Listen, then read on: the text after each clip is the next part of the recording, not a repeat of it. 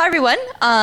Obviously, as you said, I'm Straithe, this is Falcon, and we are here to talk about Hackademia, the 2018 Literature Review. Next. So just a bit of background, Falcon and I are both sort of situated in both academia, and we act as practitioners in the field a bit. Falcon more so than me, but together hopefully we can provide a little bit of insight into some of the things that are happening in academia that you can use or might not know is being researched right now. Next. Yeah, I'm Falcon, a Leviathan security researcher. I'm still working on my thesis as last year about language theoretic security. Unfortunately, my advisor just got a job as a DARPA PM, so I'm changing slightly how I do that. But yeah, that's us. So this is actually fairly similar to what we did last year, except that it's all new content. We selected new papers from the past year, so not just from 2018, but actually from all of the conferences that happened after our last talk. And so this slide sort of dictates a few interesting things for people who aren't academics, mainly how do you get access to papers without having to go through a paywall. So the orange line kind of shows go through academics, just talk to us. We're not that scary, hopefully. You can send us an email, send me a tweet. That's probably the easiest way to get a hold of me. But just talk to your local academics or ones on the internet, and they can usually give you access to the papers they've written. So if you find something online, just ask the people who've made it, and hopefully they'll help you out.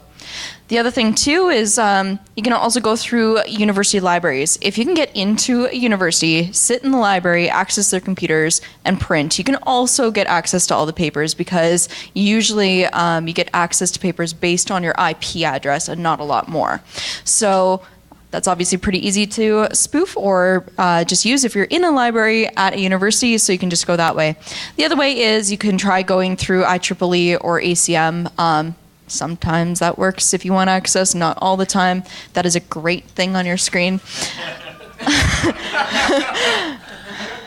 automatically first. At BSides, let's just move that over. Okay. Okay, we're good. That's better. Yeah. And then it moved to the next slide. That's Thanks. fine. Okay, but it is actually, okay, cool. We're good. But yeah, so the other thing too to point out here is that Google Scholar does play a large role on the slide. And that's because even as an academic, I don't bother going through IEEE or ACM or any of those to search for papers. You just go to Google. Go to Google Scholar specifically, and you can look up all the papers. And when you're searching a paper, it'll actually show you all the different versions. So open access versions, ones that are behind paywalls, ones that are on every website. So especially if a paper has like 15 authors, probably each of those authors has a paper on the website. It's probably on the paper, conference website and into the journal. So there's lots of ways to get them. Yeah, we definitely want to save you from paywalls. So all of the papers that we cite here today, all of them are either they're published by the author as well on their personal website, which they're allowed to do, or they're actually part of an open access journal. And so there's an amazing trend right now, specifically in the information security academic field, whereby most of our journals and conferences are beginning to absorb the open access thing. And so all of the major conferences in the field that are conferences and not journals, so that is Usenix, IEEE Oakland, otherwise known as Security and Privacy, and ACM CCS, and also the PETS conference, all of them just now publish their papers. You don't need to like pay the $50 fee or whatever the heck it is to access them or go through any of these other shenanigans. So we've included links to all of them, but as of now, honest to God, if you find a paper that you're interested in and you read the abstract and you're like, this abstract really doesn't tell me anything, I'd like to know something about what these people actually did and what they found, and if they actually did any real work here even, you can totally, you can just put the title in quotes, put file type :PDF, and there it will come up. And now, usually, as often as not, from the conference itself. It's much easier than it was even when we cited this last year. And once you find the paper, one thing that we come across constantly is people don't know how to read a paper. So there's a paper called How to Read a Paper. So I love the How to Read a paper. And what it goes through are these 6 steps. So when you first get a paper, read the abstract. Is it worth your time? Next, read the headings to understand how the information is laid out and how we're going to work through it. And if you still like it, then you read the intro, then you read the conclusion. And at that point, you should know what they're going to tell you and what the results are. And if at that point it still doesn't tell you enough, it's probably not a great paper. But if you still find you like it, then you do the full read through. Doing this process has saved me hours and hours and hours of my life because so many of the papers just go straight in the trash. But the big thing here is your first read through with the abstract should be no more than 2 minutes. Abstract, headings, intro, and conclusion should be no more than 15 minutes. Then when you do the full read through, that should maybe be your half hour to hour. But if you're like me and you want to like rip that thing apart and do a full critique and like know exactly how you would attack that paper and destroy it and redo it yourself, then you spend 3 hours on a critique. Just saying. So these are sort of the steps you can take. Most people don't have to worry about number 6, and at best, just go to step 5. Usually what I look for when I'm reading through the papers is a couple of things. What is the technology that they're developing even for? What is its purpose or its motivating thing? Sometimes that is purely academic. It's a pure theory paper, and unless you are trying to implement some kind of new state-of-the-art thing in your field and it is about the specific thing that you're doing, you can usually just ignore. Some of the more practical papers, like the ones that we've cited today, it's useful to go through and look at things such as, there was one that I was thinking about including in here and I rejected. It was about GPS spoofing. It turned out after I read through after the abstract and about their headings, it was about GPS spoofing, specifically using crowdsourcing to mitigate GPS spoofing that was intended to drive drones into the ground. Well, I mean, let the drones go into the ground, please, or we'll ignore this paper. So you can figure out the author's motivations. The end after the conclusion is a great place to figure out the author's motivations too, because you can figure out who funded the research, what country, whose DoD is responsible for this. So this is why I kind of start to read the papers. I start at the top, and then I go very quickly toward the end, and then I start to dig in and skim for parts that I'm interested in digging into. Once this is done, the important thing to look at these papers is, for every assertion they make, try and validate for your own understanding why it is that they think that that assertion is true.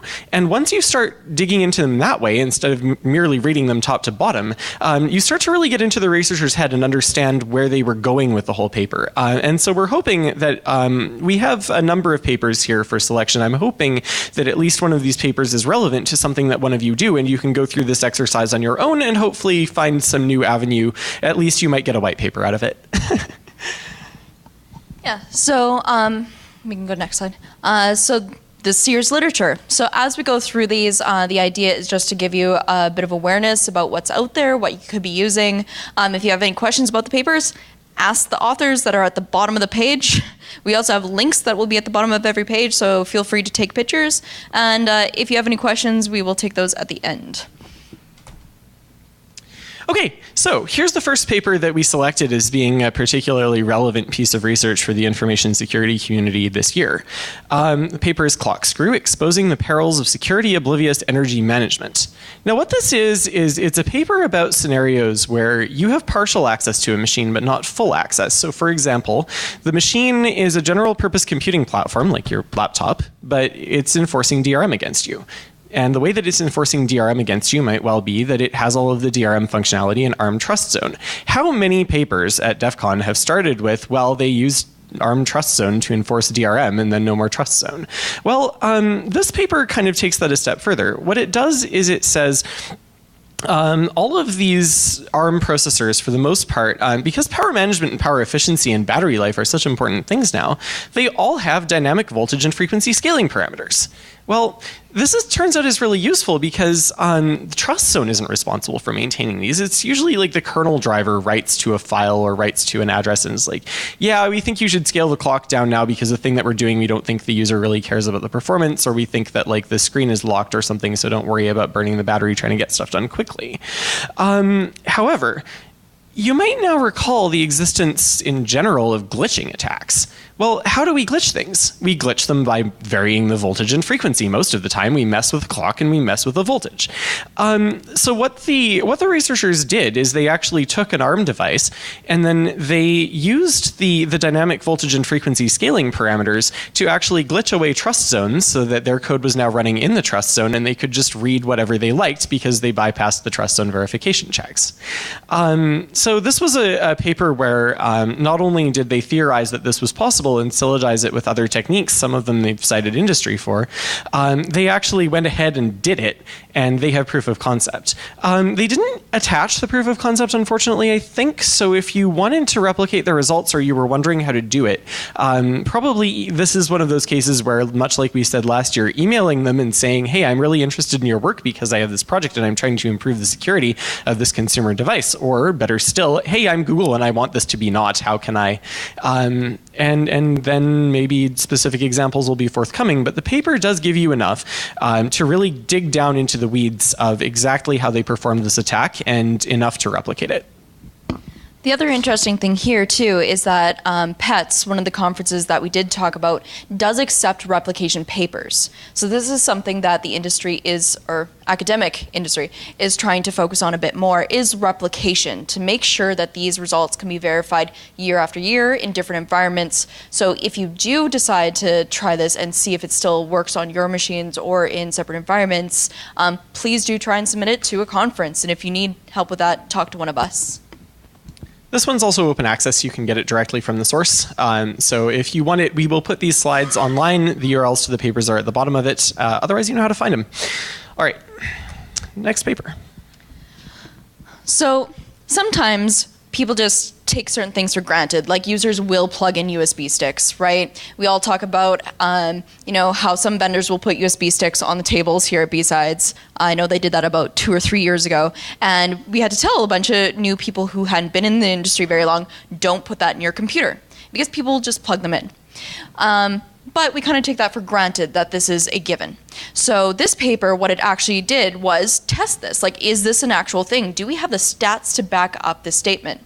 And so what they did was they drop USB sticks, unfortunately just in a university area, because of course ethics and students and researchers, this is what we have access to. But they had a file on the USB sticks that would say, hey, if you find this, please contact us, because unfortunately putting beacons and stuff on USB sticks are not allowed under ethics, even though I try. Doesn't quite work.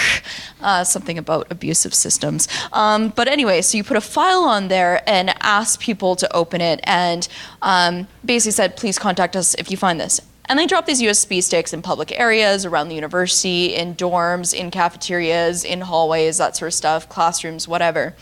And the interesting thing is that they found, I think it was over 30% of people or something plugged in the USB sticks and contacted them. Was that the stat? Yeah. But it was a larger amount than I would expect, had actually plugged it into the computer and read the file, not just plugged it in and deleted everything and used it immediately or anything like that. And it was interesting because some of the reasons that people would plug it in were because they wanted to find the original owner. They were looking for details on it that they could contact somebody or return it to somebody. So they specifically made sure there were files in the USB stick that said, like, family photos and stuff like that, to see if people would go for like the really like juicy things right away, or if they go for like the contact file. And it was pretty much, yeah, who do I return this to is the files that they would check first. But they would pick it up. So this is something that I think is useful for our community because there are now stats to back up what people are saying. Yeah, this is a talk, this is a paper that would actually be very useful if you happen to be a red teamer somewhere. They include a lot of information about statistics, about which USB drives were picked up when and by whom, and like the kinds of people who inserted them where and where they dropped them. And if you wanted to make sure that your users pick up at least a few of them, and remember that like you probably have your own scoping constraints, but they're likely different from the researcher's ethical constraints, you might be able to get more fidelity and data out of a corporate network. You could literally just do the thing that they did and probably get pretty good persuasive results about why you need to double your security training budget this year. So anyways, reverse engineering x86 processor microcode is another very interesting paper that was released this year, somewhat in the vein of the second to last one that we were talking about. This paper, in my opinion, the title sells extremely short. Sure, they reverse engineered it. Here's what they did. They decapped an AMD processor that they bought off a shelf, analyzed exactly how the firmware, how the microcode updates work, discovered that the microcode updates were protected only by a checksum, constructed their own microcode update based on reviewing the existing microcode update, staring at the decapped chip, and reading AMD's patents about the matter. And then they successfully uploaded it into an ARM processor, resulting in a permanent and undetectable kernel implant because also the mechanism for conducting the microcode update was itself handled by microcode. So the processor is pretty much over. I have no idea how Intel exactly protects their microcode updates, but you might want to think a little bit about it turned out that the only thing that was standing between you and a microcode implant was like chain of custody on the processor versus the RMA process, and like lack of ability to load a kernel driver, custom kernel, bootloader, or other code that runs in Ring 0. So this paper really should serve as a call to people in industry who happen to be running servers with AMD processors in them to wonder, can we really trust this anymore? For most workloads, I mean, let's be perfectly honest, the answer is probably no one's going to do this to you, but it was blindingly easy, and next year, maybe someone might. Hopefully get to include that in next year's literature review. So this paper, When Coding Style Survives Compilation. So this is a really interesting paper, and it's kind of been a thing that's going across academia. I've seen multiple universities working on this all at once, and so these papers are starting to come out. But imagine you are needing to remain anonymous for some reason or another. Say you want to contribute to a code base, but you don't want it to be attributed to you, either for, wanting to travel reasons and you don't want to be working on something that could get you in trouble, or if you are like a number of women, you want to remain anonymous and don't want people to necessarily know who you are, so they're more likely to accept your GitHub requests or GitHub polls, because that's another paper I probably should have included in here. But say you want to remain anonymous, you can actually look at people's code and de-anonymize who they are. So this paper goes through that, and there are tons of other papers that have come out. Tons, I say, like, there's probably 12 I've read this year on this topic that have come out, and it's just basic little things like, where do you have your curly braces? How do you name your variables? For example, there are some habits people would have, like putting a letter representing the data type at the beginning of a variable. So if it was a double, it would start with a D, and they would write the rest of the variable name behind it, whether people use snake case or screaming snake case or whatever. All of these little details, you could tell who somebody was that was programming. And it was interesting because they even brought non-programmers in to help figure out how they would de-anonymize the code or what they thought was kind of unique about something. And even people who'd never touched code before were just like, oh, this is extremely obvious. And it would be things like how many variables people would set up ahead of time, which order they put them in, why they put them in that order, how many indents they do. So there's a lot of work going on right now about how to make code very consistent looking. So there are some companies that their coding standards are ready that you have to follow. But in other places, like say you're contributing to GitHub, different projects could offer different code to go through your code and put it in a different visual manner so people couldn't tell who you are, which is kind of interesting if your privacy or anonymity is at stake. This paper is immensely applicable to those people who are doing attribution for obvious reasons. Attribution has been done this way in the past, and it turns out that this and other studies have shown that individuals who write malicious software, individuals who write shellcode, typically have a library of library functions that they use in particular ways, ways that they construct buffers, algorithms that they're capable of including in their code. And this has absolutely been used in the past to fingerprint even nation state level implants. So. And I just want to say some of the things I said about this were actually from other papers as well, and just a conglomeration of the idea. So it's not all just in this one paper, but this is a good place to start, and there's great references. Yep. We forgot to mention it in the introduction part, but one of the best ways if you want to really dig into a paper and you find that you didn't quite get enough or the paper didn't really tell you anything, they're references. They put you must, when you publish one of these papers, you must put the reference beside the text which is being referenced, and it's very good practice to go and if there's a dubious statement and it's cited, actually read the thing that it's cited to make sure that it actually does say that. Wikipedia too. But beyond this, that is the way that when I am doing my own literature reviews and writing a paper on a topic myself, will try to broaden my search results and the body of knowledge that's available to me. Look through the citations. The other thing is usually citation indexes, such as Web of Science, can show you what all papers cited this one to tell you what else builds on the techniques that were introduced here. And then you get kind of a web or a cluster of related work, and it's kind of awesome. So, relatedly, compiler-assisted code randomization is a little bit of a thing now. So we have ASLR already. You all know what ASLR does, and you love it, of course. But ASLR only randomizes the first little bit of the address. On 32-bit, it's actually like hardly any added entropy at all. In 64-bit, it's quite a bit of added entropy. But you know, the best way, if you really would like your payloads to work, if you want to jump to whatever gadget you have or make a ROP chain, the best way to do your thing is figure out if there's some way that you can leak an address from the currently loaded module, leak it, adjust all your addresses with an exploit linkery thing, and then run your payload. This stops that.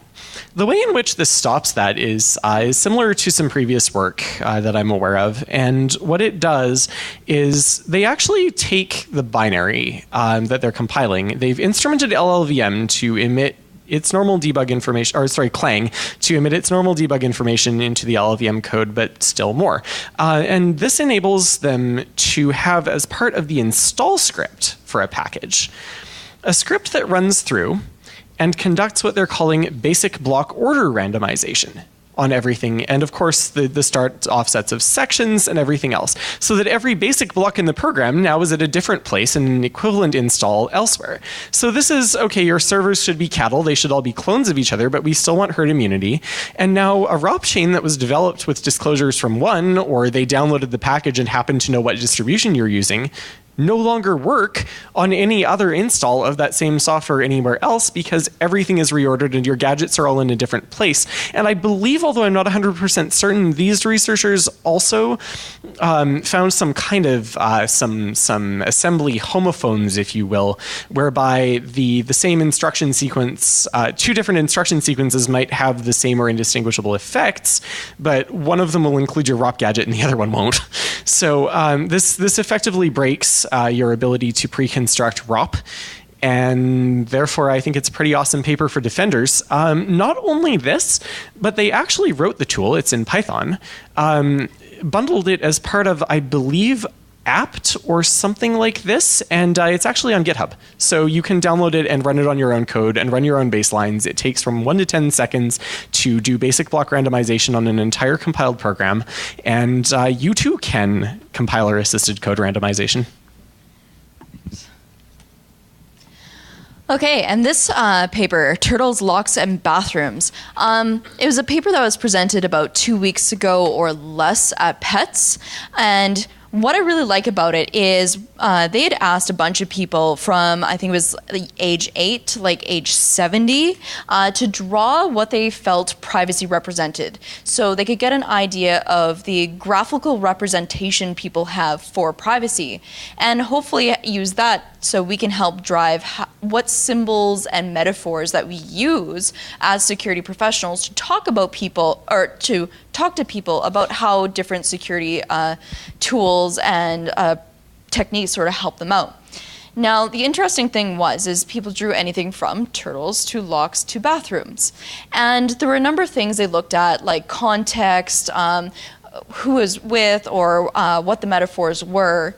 And one of my favorite ones was the turtle. So somebody drew a turtle, and when it was in its shell, it needed privacy, and it was taking its privacy, and it always had the opportunity to have privacy. But when the turtle wanted to share, it could come out of its shell. And it's like, that was a really cute idea. But would anybody think of using a turtle before that to demonstrate privacy? Another really interesting thing is that it was much easier for people to represent the absence of privacy than privacy itself. So things like having people intrude on them, like they draw this out and things like that. And so that also is kind of an interesting thing to think about as somebody who designs systems is maybe the bigger thing is not to show when something is safe, but to show when something is not safe, when it's not private, right? And so this is something obviously that Google Chrome has started doing with the, HTTP sites and all of that, is making more obvious that it isn't the baseline safe that people are probably expecting because they don't know how things work. So this paper goes through all the pictures that they saw. They actually have the whole gallery of pictures that people drew available on their website as well, which you can see in the paper. But it goes through all the stats of who finds what more important based on age range, gender, and that sort of thing. So definitely a fun one to check out if you're into design and if you want to know how people think about what you're trying to tell them. If you're in the position of developing security training or trying to make users care about privacy or even educating activists, for example, or refugees about how to stay private online or preserve aspects of their privacy that they value, if you read that paper, it will give you unbelievably large amounts of insight into what the people who are studied are thinking and what their existing perceptions are so that you can frame the language of privacy in their terms and forever put a rest to these strange discussions that you have with people of how can I stay private online on Facebook? Yes. And one of the things that the researchers tried to do when they wrote this paper is to put it in terms of two of the biggest privacy frameworks already, which is also interesting because they do compete a little bit. So you can see how both models break down or are successful based on this new research as well. All right, next paper. So, away from the human angle again, here's another annoying paper about strange side channel attacks that are absolutely impossible to mitigate. Did I mention that there was some work on Rowhammer this year as well? Yeah, a paper that didn't quite make my shortlist included an attack whereby they proposed some novel mechanisms for conducting Rowhammer, showed that they were immune to every existing mitigation, and said, in conclusion, Rowhammer is still a thing, you're not done yet. This paper is in a similar vein. What they did is they found a construct that you can make in FPGAs, and I wish that I could have lifted the diagram out of the paper. Basically, the construct, so an FPGA, to put it in very simple terms, is a device whereby you can program it in such a way that it implements what would otherwise be a circuit made entirely of discrete logic. So you program it and you say, you make an AND gate here and you connect it to this OR gate and input 1, and then this other thing to this OR gate input 2, and then the output goes to GPIO pin 6, and then you interface with it as a normal device. And this is programmable.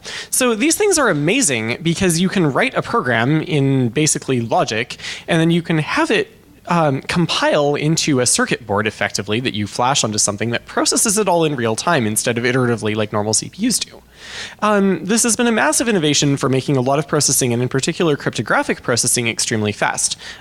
Now you see where I'm going here.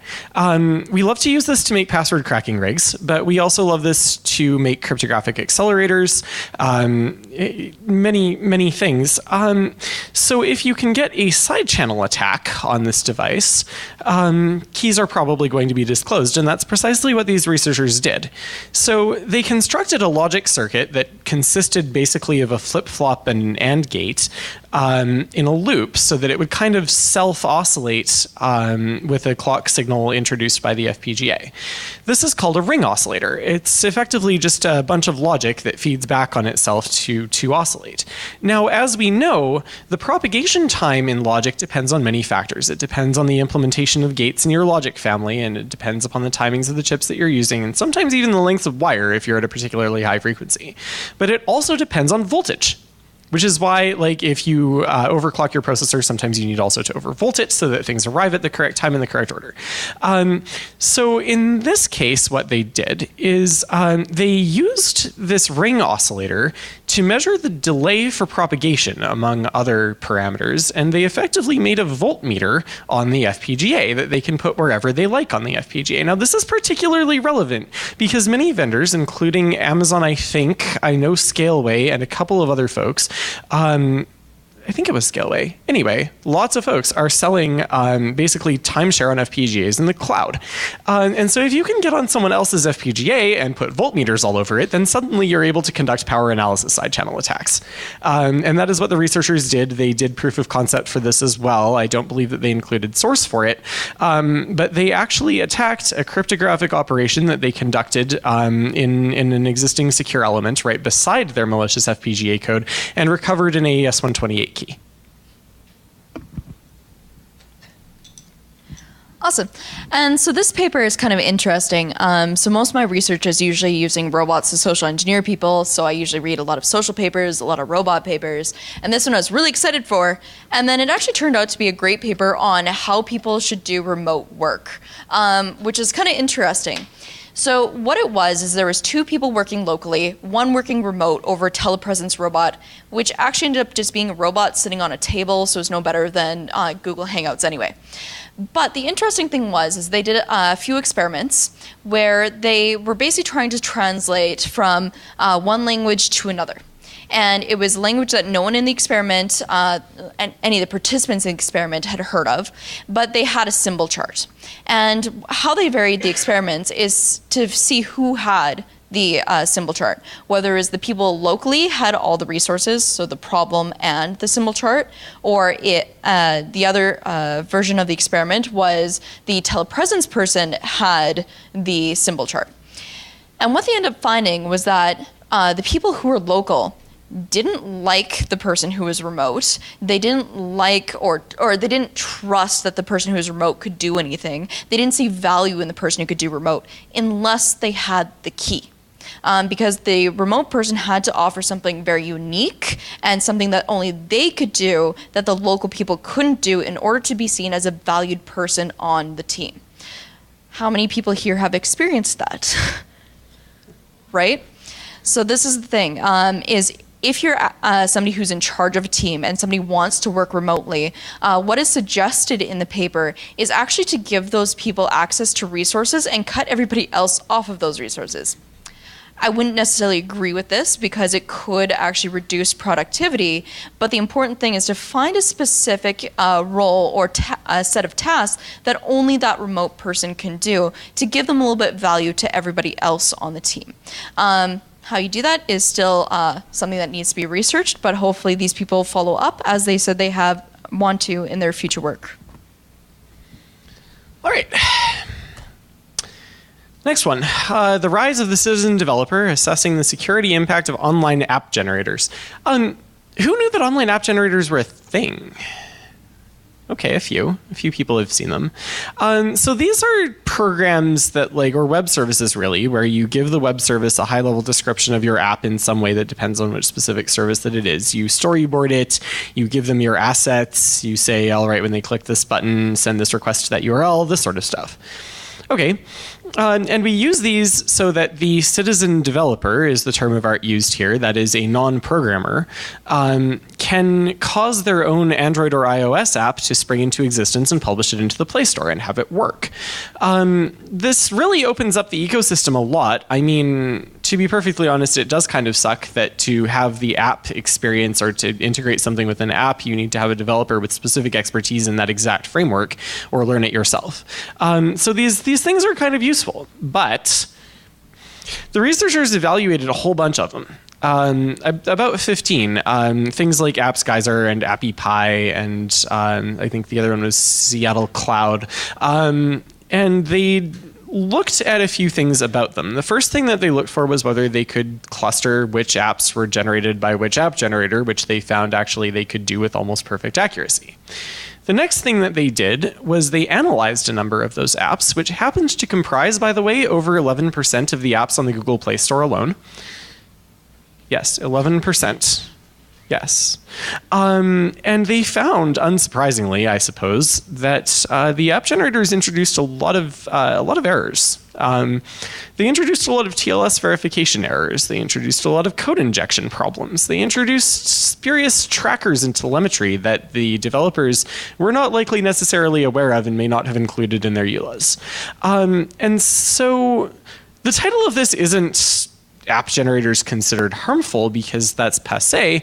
But the conclusion that they wrote in the paper was that every single or nearly every single online app generator that they surveyed had failed to protect their users from attacks that only they were capable of protecting the user against. Remember that the user is a citizen developer. They're not a developer, much less a security analyst. They could not find these issues in the apps themselves independently, and in fact do not likely have the resources or the incentives to do, or even awareness of the fact that they would need to do so. And so the researchers correctly say these app generators have an absolute need as the last line of defense to guard against these attacks, and in the main have failed to do so. They cited which specific attacks each online app generator tended to introduce. I do not believe that any of them was completely free from attacks, although the most reported attack class was simply excessive permissions, which is kind of like the thing that happens in Android all the time, excessive permissions. Whether it's a vulnerability really is contextually dependent. But the vast majority of them had many other vulnerabilities as well, including introducing injection attacks that could have compromised users' devices, compromised the application workflow. And so this was really a call to action to say, we really need to do something about this. A call to action to whom? This is one of those scenarios where the motto of Dartmouth is Vox Clementis in Deserto, the voice crying in the wilderness. We spend so much time in academia shouting into the void, and it's really my hope that somebody who is able to kind of gatekeep these applications getting into the Google Play Store, for example, might leverage the results of the clustering to say, hey, you know, we noticed that you're probably using online app generator Q, make sure that you update. Or, you know, consider this, consider that. The exact mechanics of doing this are something that only somebody who is in that position would be able to work out. And the researchers don't actually go that far, but they do have a call to action to the community of security researchers to just keep calling these out because it's an absolute bug mine. And speaking of people who actually follow through and permissions and all of this, this is a great paper that I've actually been able to see presented 3 times now, and it will actually be presented at Crypto and Privacy Village if any of you are going to DEF CON. But it's actually a great paper that talks about how apps that are targeted towards children are fucked. The thing here is that they went through a bunch of apps that are listed on the Play Store as for being for children, and they went through and they actually like tore them apart, reversed them, and they looked specifically at some of the libraries. And there are a few libraries that are used over and over for some basic things, but they also include ads and marketing right in them. And if you actually read the agreements for usage for these libraries, they say like this should not be used in children's apps because they contain behavioral targeting, which is not okay under COPPA in the States. And so the interesting thing here is that tons of them were in these children's apps, and this information was being sent. And a lot of the information that wasn't supposed to even be sent to these advertisers so they could behaviorally target children was done plain text, because of course there's still security problems. So this paper amazingly goes through all of this, but then they also created a website where you can check the apps that your children use or other people's children use and see what the violations are, which is amazing because they actually follow through with a tool, which is very nice to see. But yeah, so definitely check this out, Crypto and Privacy Village. I know they'll do a better job than I can. I don't remember off the top of my head, but of course you can always check out the paper. We have the link at the bottom and there'll be a URL in there. But yeah, so a few of the people you might recognize, Amit Elazari, she's been around here at some of the conferences a few times. She'll be presenting at Crypto and Privacy Village with some of the other people. So next we're gonna go on to Bridging the Gap. All right, so that's the conclusion of all of the papers that we selected in our review. There were so many that didn't make the short list or the cut. Just calling back to the last one, for example, one of the biggest topics in the academic community this year was security and privacy implications of various things that we have implemented on marginalized communities and on victims of domestic violence in particular. And so there are a very large number of papers that got published this year about surveys of apps that were used for domestic partner surveillance, which is a very polite term for it, among other things. And unfortunately, we couldn't include any of these in this because the results were very much inconclusive and cited, well, further work is needed.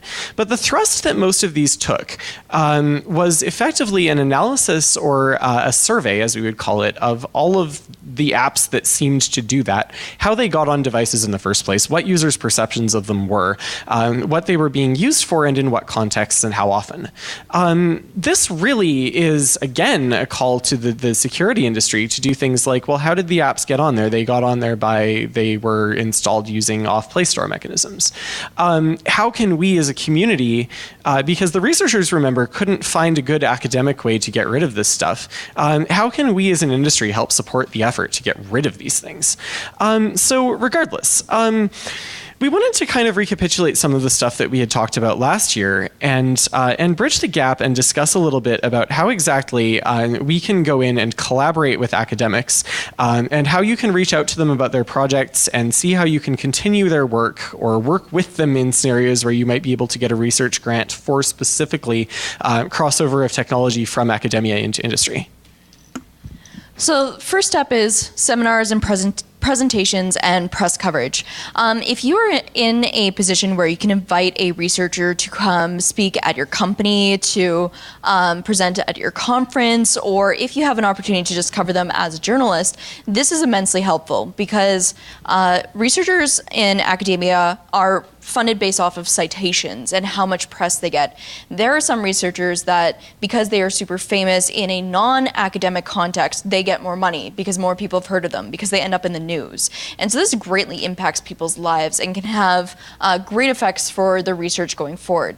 So we highly want to recommend inviting these people into the places that you are a part of.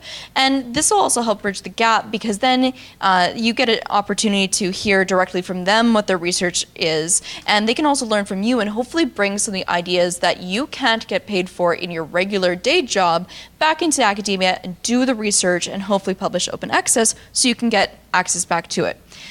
Because that's one of the great things is, like, right now, again, I'm doing robot social engineering. No one's going to pay me for that except for academia because it's something that isn't widely spread yet.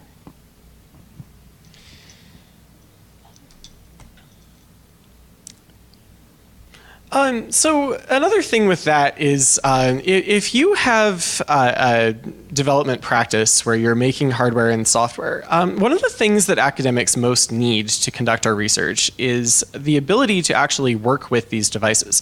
If I have to spend all of my time reverse engineering how your cryptographic implementation works so that I can complete my survey, this is kind of like a huge albatross around our neck. If it's impossible for me to get the hardware that, like, because you're restricting who you give your dev kits to. I actually just got done giving a talk in a different track about some work that I did on some forensic science equipment. And unfortunately, the work is over because we no longer have access to the forensic science equipment that we were testing. And so it's virtually impossible for me to forward the field without access to the stuff that we are trying to study. So that's kind of one side of it. The other side of it is that to give back, one of the larger pushes in the academic community is to publish your artifacts. We call them on GitHub. This is the source code that you use to conduct your study. If you built hardware devices to conduct your study, publish designs, things like that. So it's kind of a two-way street that people are still very much beginning to go down. But the more people open source hardware and software and respond positively to requests of, hey, I would like a copy of your thing for research purposes, the further we all get, and the more that academics can contribute even back to your product development and make suggestions and give technology away. And building on that, offer to take over or collaborate on projects. Because when academics create pieces of software, it's not for any other human to ever see, usually. It is, I need to get this done for my thesis. It's of no use beyond that, so I'm just gonna get it out, get it done, I don't care, and move on. And the reason for this is, in academia, building a tool is not science. We don't care. You can't get, like, unless you're using it to get numbers out of, to see if it works, to see if the concept works, if it's, like, that's when it's useful. But if it's just making it for the sake of making it, my advisor doesn't exactly like that. So this code isn't actually written very nice usually. So what people in that are practitioners can do is offer to take over a project. If you see something really cool happening in academia and you're like, this was an amazing paper, do you have the code? And after you've asked them and they're like, yeah, but, and you're like, I will refactor it for you. I will put all the comments in. I will make it look better. They're usually like, okay, please take my ugly baby and make it better. So this is kind of a thing. So offer to take it over, or like Falcon said, we can collaborate by giving tools and software back and forth, hardware back and forth. It's really helpful. Go ahead. Which I guess blends into public-private partnerships. A lot of the funding, I know for myself, I have people just send me a lot of robots because I'm like, hey, I'll do a security assessment. They're like, ooh, we haven't done one of those. And so it's quite often that I'll get $40,000 robots just sitting in my lab for months while I'm traveling and doing stuff because people send them to me and they're like, can you fix our security? And I'm like, ooh, that's not good. So this is kind of one of the fun things is you can actually sometimes get labs that are willing to go through your hardware completely just to have access to it, just to be able to see it or use it for alternative purposes. Usually when I'm dealing with the robots and I'll say I'll do a security assessment, I want to actually social engineer with them, not do the security assessment, even though that's really fun. So it's kind of like a scratch your itch back and forth. I mean, on the academic side, we literally get paid in exposure. You publish, get exposure. That is how you advance yourself. And things that make it easier for you to publish, you can end up doing quite a lot of what would in industry be considered free work. Analysis of other people's projects that might otherwise be a pen test. The only trade-off is that you have to let them publish it. I mean, I know people who would be amenable to arrangements where, for example, we find and do a survey in the security flaws of something and then wait a little bit to publish until they're fixed or something like this. Is it's a price, from the academic's perspective because you like to get your research out as quickly as you possibly can. But on the other hand, one of the biggest things is being able to get access to the stuff that you're trying to test. And some of the most amazing work comes out of these sorts of scenarios. There are friends of mine in academia who've been able to publish papers on everything from avionics security to the security of mechanical cobot arms that are used in manufacturing, simply because the manufacturers of these things were willing to lend them a device that would otherwise be fantastically expensive, so that they could figure out whether, in fact, the safety guarantees that it was trying to make were true. So anyway, let's talk. Yeah, so this is a talk that we saw this and kind of wanted to keep it going, which is why we're doing these literature reviews every year that we can, because this was a great first bridging of hacking and academia that we really liked. So if you want to learn more about how the relationship between the two groups has been in the past, this is a good place to start. You can also watch our video from last year. And also this video as well kind of gives a lot of feedback into why we should be giving back and forth and how if we shift the culture for hackers and academics to be more collaborative, we might actually get more out of it for both parties. So in conclusion, we've got a few things. Please read papers. If you see any great ones, please send them our way. We would love to retweet them, make sure that people see them. Also work with your researchers. If you need to set up a collaboration, you can contact one of us. We will help you find the right researcher for what you're looking for.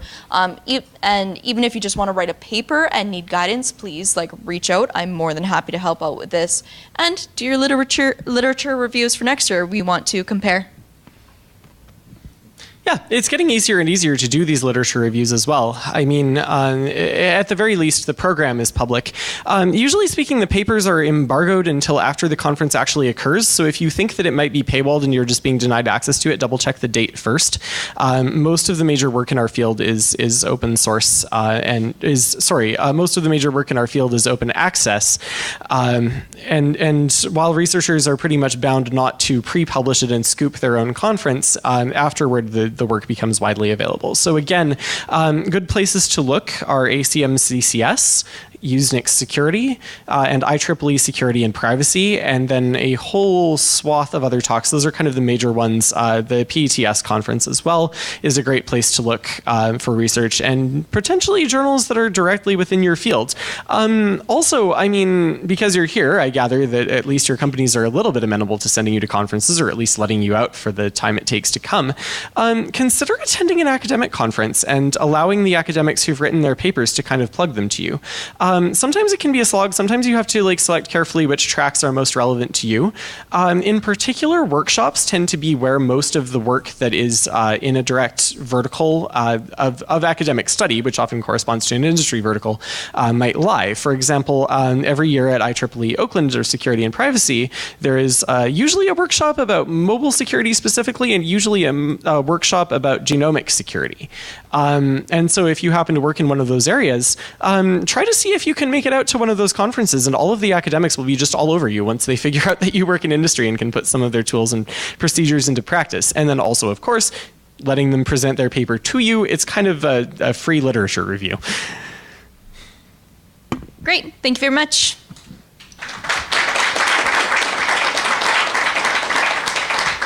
We've got exactly 3 minutes for questions. Anybody have any?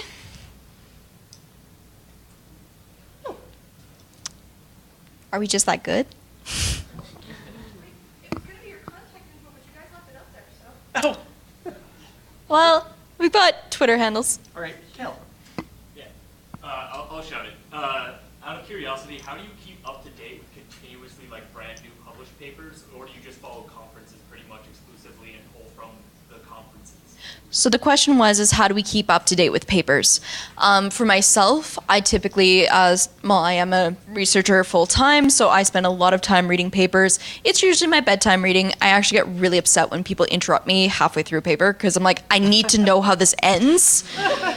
It's like, they set up the methodology so well, I need the results. So people like leave me alone while I'm reading papers now. But that's one way, is to honestly just go through and find your topic, do the Google search, find what you're looking for, and just read. If you want to get the latest stuff though, you do stick with the larger conferences. There's a whole hierarchy of which conferences are usually best to the ones that are worst. The worst ones, I can tell you, are the ones you pay to put your paper in. Blah. Yeah, not a good time. Those papers typically couldn't get in anywhere else. It's true. It is true. So this is the thing, is go for the top tier conferences. Like we said, CCS, PETS, Oakland, and Usenix. And you can find all those online. We can tweet them. Also, if you just want to contact us, we can give you more lists and information as well. To expand on that a little bit, there's kind of like multiple tiers of publication in the academic world. There's a distinction between conference papers, journal articles, and books. Here we don't usually see much in the way of books. That's more of a social science thing. But conference papers are kind of the quick publish route. Oakland, for instance, has a submission process now, new as of last year, where you submit the paper and then it actually gets kind of pre-published as an accepted paper in there, and it gets into IEEE Explorer, the search engine for IEEE published papers, more or less like a few months after you submit it for publication. If it's going to be accepted, then it gets embargoed for a few days before the conference, and the conference happens and it becomes open access again. So looking at conferences in particular rather than journals is one way to go. Another thing, as not a full-time academic, that I do is, if you happen to be a member or have reason to be a member of IEEE or ACM, you can subscribe to things like the magazine's communications of the ACM, this sort of stuff, a journal in your field, and then just have it sent to you. Anyway, I'm being told that I should stop talking. Thanks again.